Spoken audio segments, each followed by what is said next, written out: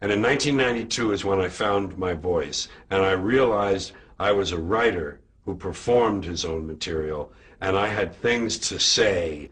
There was a long piece in there called "The Planet is Fine, the People are Fucked." And it was a very good analysis of why it's not important to save the planet. It's more important to save yourself, and the planet may come, the planet's going to be here. We'll go away. We'll go away because we'll fix that up. We'll arrange that.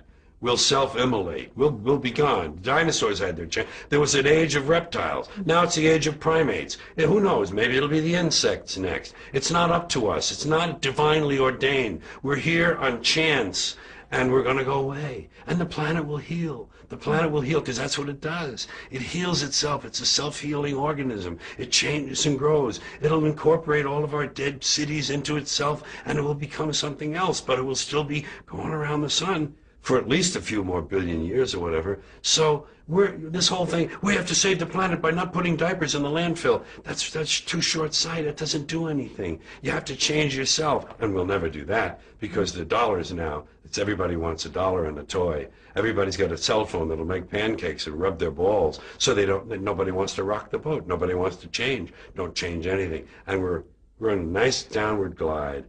I call it circling the drain. That's what I'm going to call my next book. Circling the drain.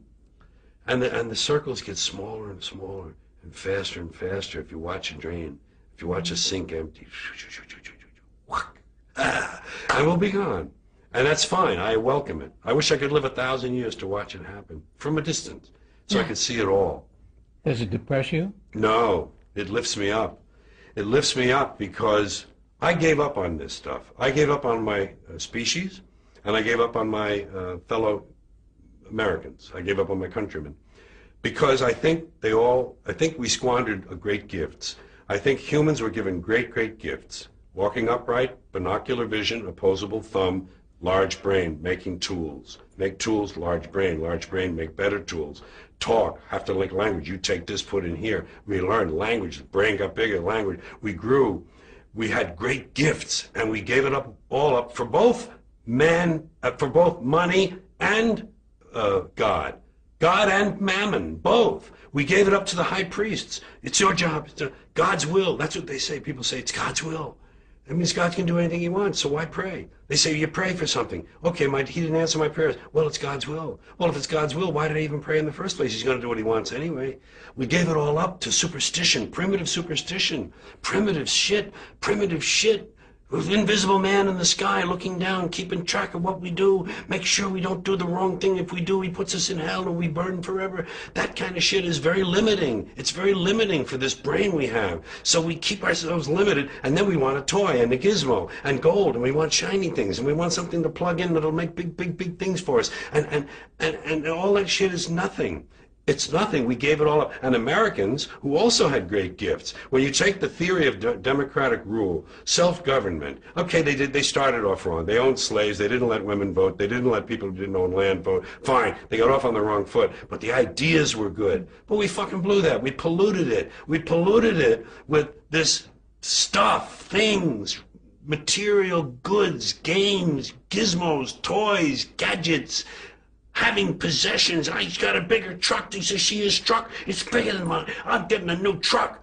Here's a big truck. Oh, I'm getting that one. That's what, you got a video in it? Your DVD too? You don't have a DVD. I got a DVD, Oh, please. Whatever happened? And all of that is what happened, And that's why I'm divorced from it now. I see it from a distance. I give myself a divorce. I said, George, emotionally you have no stake in this. You don't care one way or another. So watch it. Have fun. You know what? I say it this way. When you're born in this world, you're given a ticket to the freak show. And when you're born in America, you're given a front row seat. And some of us get to sit there with notebooks. And I'm a notebook guy. Oh my God, did you see that? Did you see what he just... And I watch the freak show, and I keep my notes, and I make up stuff about it, and I talk about the freaks. And the freaks are all humans, and they're like me, and they're all the same. We're all the same. I'm not better. I'm not different. I'm just apart now. I'm separate. I'm over here because I put myself out of the mix. I don't have a stake in the outcome. I'm not a cheerleader for a given outcome now. Oh, they say if you scratch a cynic, you'll find a disappointed idealist. And I would admit that somewhere underneath all of this, there's a little flicker of a flame of idealism that would love to see it all whoosh, change. But it can't happen that way. And incremental change, it just seems like the pile of shit is too deep. It seems like there's too much to do. To do it all, to do everything you would need to clean this act up of a human, too much. And there are forces that don't want that.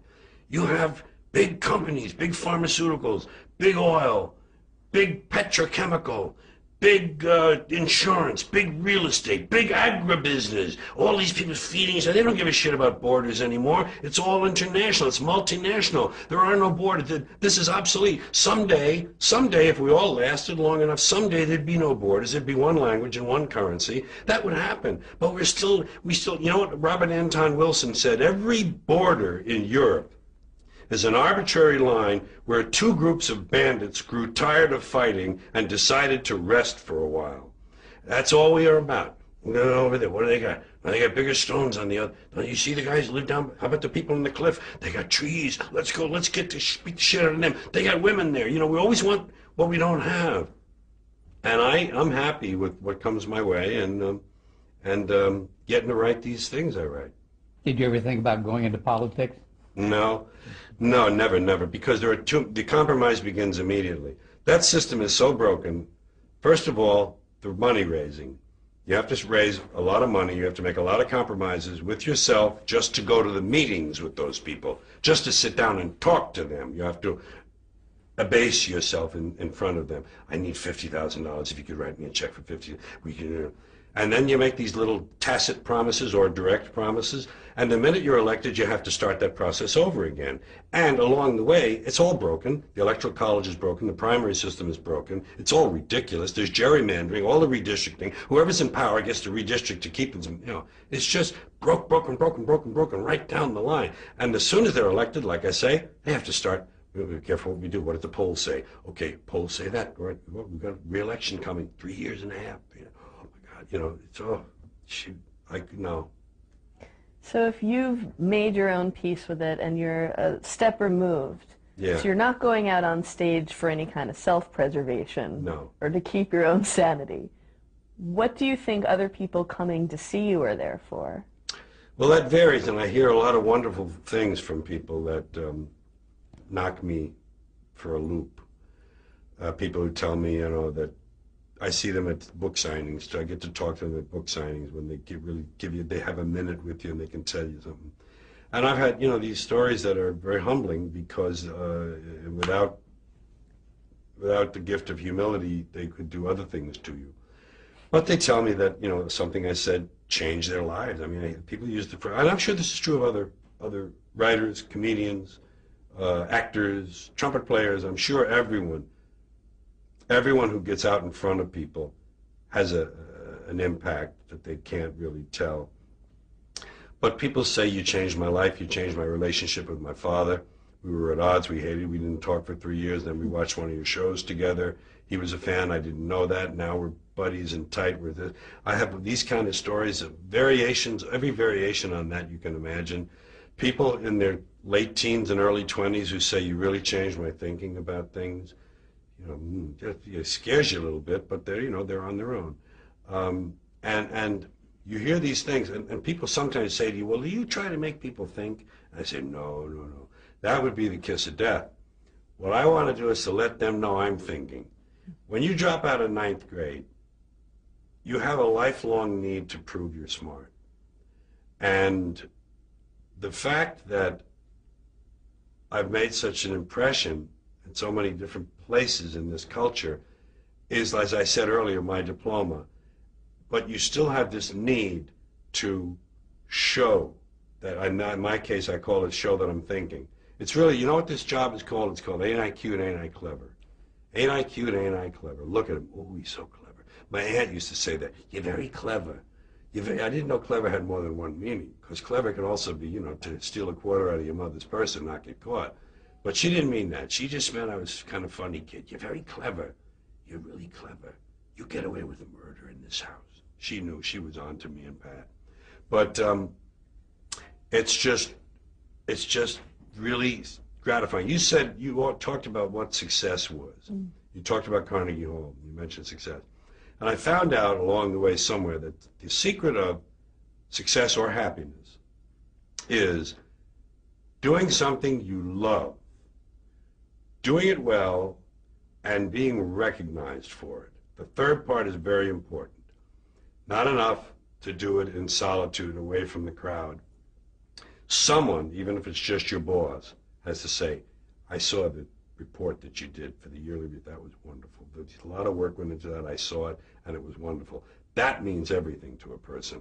So that is part of the definition for me of happiness or success, to feel you're being recognized for your good stuff.